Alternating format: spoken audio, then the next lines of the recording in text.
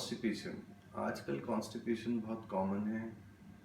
हाँ, आज से 3-4 साल पहले ऐसा नहीं था, बट अब तो कॉन्स्टिपेशन हर दूसरे बच्चे को कॉन्स्टिपेशन है। और हमारी क्लिनिक पे आने वाले 30 to 40% बच्चे कॉन्स्टिपेशन से पीड़ित हैं। वो ज़रूरी नहीं उनके पेरेंट्स को मालूम हो कि उस बच्चे को कॉन्स्टिपेशन है। डिफरेंट डिफरेंट कंप्लेंट से आते हैं।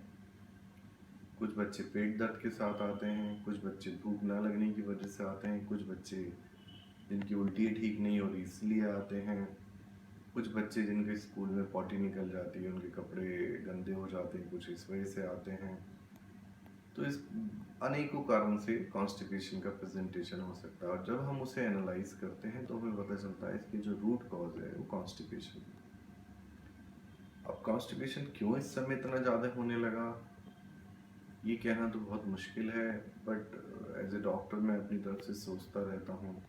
तो मुझे दो मुख्य कारण जो बल्कि तीन मुख्य कारण जो समझ में आते हैं छोटे बच्चों के लिए। डायपर का ओवर यूसेज, डायपर पहनने की वजह से उन्हें कई बार उनकी जो सेंसरी फीलिंग्स हैं वेट होने की, वो थोड़ी डिफरेंट हो जाती हैं। बड़े बच्चों में क्योंकि वो हर समय खेल में लगे रहते हैं, और आजकल डिजिटल गेम्स बढ़ गए हैं जो कि बहुत फास्ट हैं, तो वो उसमें एक भी स्टेप छोड़ना नहीं चाहते हैं।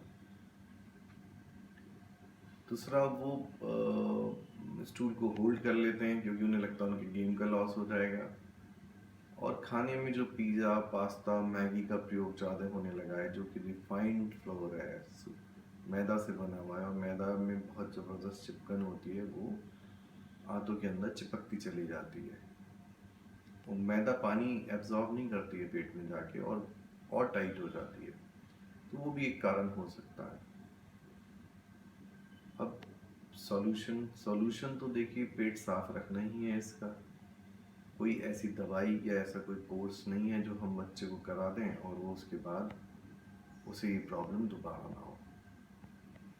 और जब तक बच्चा डॉक्टर के पास पहुंचता है, कॉन्स्टिपेटेड हो जाता है, तो तब तक उसके मलाशय के अंदर बहुत उसकी वॉल्स में चेंज आ जाता है। वॉल थिक हो जाती है, जो ट्रीटमेंट के बाद बहुत स्लो स्लो रिवर्स होती है। ऐसा नहीं है कि आपने 5 महीने 15 दिन का ट्रीटमेंट दिया और उसके बाद वो आँख दोबारा से वैसे ही हो गई जैसे होनी चाहिए थी। और उस रेक्टम की जो वॉल है, मसल वॉल है, वो मोटी होने के बाद बच्चे को स्टूल के सेंसेशन ख़त्म हो जाते हैं। आरंभ में उसे सेंसेशन होते हैं तो वो टांग अपनी स्ट्रेट कर करके स्टूल को ऊपर चढ़ाते रहते हैं, क्योंकि उन्हें लगता है कि स्टूल करेंगे तो उन्हें पेट में बहुत जोरों का दर्द हो जाएगा, या उनको कई बार स्टूल में खून भी आ जाता है। तो हम ऐसे बच्चों को अक्सर अनीमा लगवा देते हैं, ग्लिसरीन की पत्ती लगा देते हैं जिससे उनका रेक्टम साफ हो जाए, और फिर उन्हें लग्जेटिव विभिन्न प्रकार की दवाइयाँ अवेलेबल हैं जो सेफ हैं, उन्हें हम डोज कैलकुलेट करके बच्चों को दे देते हैं।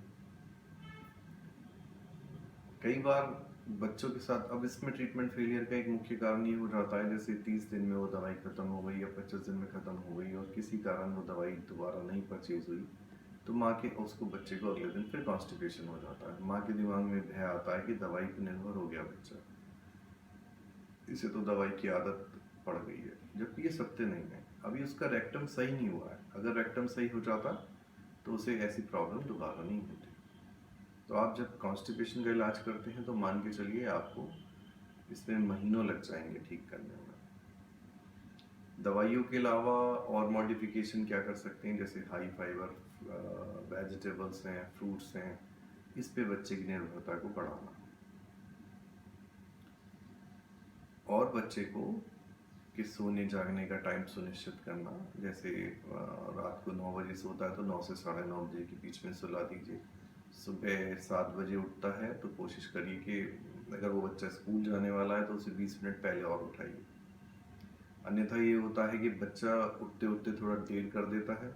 अगर 7 बजे का टाइम माँ सोच के चलती है तो बच्चा 7:20 पे उठेगा, बार बार कहेगा मैं उठ रहा हूँ, मैं उठ रहा हूँ, और इस बीच में उसका स्कूल जाने का टाइम नज़दीक आ जाता है। फिर माँ उसे जब बहुत जल्दी करके पॉटी के लिए भेज देती है, और माँ को ये डर लगता है कि पॉटी में बैठा रह गया तो इसका ब्रेकफास्ट छूट जाएगा। तो वो फिर भेजते ही माँ जल्दी करने लगती है, बेटा जल्दी बाहर आओ तुम्हारी बस छूट जाएगी, तुम्हें लेट हो रहे हो। और बच्चा पूरी तरह पेट साफ भी नहीं कर पाता और वो बाहर आ जाता है, और उसको ब्रेकफास्ट दिया जाता है, वो आधे मन से ब्रेकफास्ट खाता है और स्कूल चला जाता है। तो ये भी एक कारण बन जाता है। ऐसे बच्चों के लिए बेहतर होगा कि आपको पता है बच्चा एकदम 7 बजे का टाइम अगर आपने टारगेट लिया और 7 बजे नहीं उठेगा, तो आप 6:30 से ट्राई करिए, तो वो जाके 5:45 7 बजने में 10 मिनट पे रेडी हो उठ जाएगा, तो उसे स्टूल के लिए पर्याप्त टाइम मिल जाएगा। और जहाँ तक हो सके उसे इंडियन सीट पे बैठाएं, और अगर आपके घर में इंडियन सीट नहीं है तो फ्रेंच टॉयलेट, अगर फ्रेंच टॉयलेट सीट यूज़ कर रहे हैं तो बच्चे के पैर के नीचे पटरा लगा दें, उससे उसके लिए स्टूल पास करने में बहुत सरलता हो जाएगी। कॉन्स्टिपेशन कोई बहुत मुश्किल चीज़ नहीं है, और जब हम बच्चों को देखते हैं तो हम ये भी देख लेते हैं कि कोई उसके साथ और कोई बीमारी के कारण तो कॉन्स्टिपेशन नहीं है, जैसे कोई थायराइड की प्रॉब्लम तो नहीं है, जैसे कोई उसकी रीढ़ की हड्डी में तो कोई कमी नहीं है, और भी बहुत सारे कारण हैं जो हम बच्चे का एग्जामिनेशन करते हुए रूल्ड आउट कर लेते हैं। तो कॉन्स्टिपेशन से आप लोगों को डरने की बिल्कुल ज़रूरत नहीं है, बस हाँ थोड़ा इलाज लंबा चाहिए। दूसरा, आपको योजनाबद्ध तरीके से चलेंगे तो धीरे धीरे अगर आप डॉक्टर की सलाह फॉलो करते हैं तो महीने 15 दिन बाद आपकी दवाई की मात्रा भी बहुत कम हो जाती है, बट आपको दवाई रेगुलर लेनी पड़ती है। तो कॉन्स्टिपेशन से डरिए नहीं और योजना बना के इसका इलाज कीजिए।